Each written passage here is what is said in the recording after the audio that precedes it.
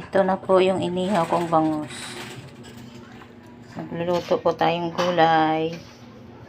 Kamatis, sibuyas, bawang, sili.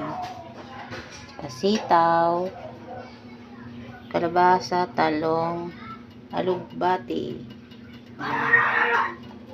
Hindi na po natin igigisa.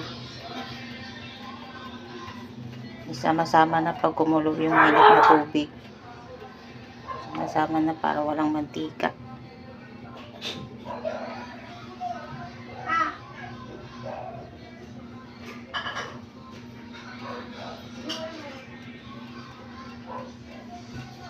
Sobrang sarap na naman ang ulam. Gulay is life.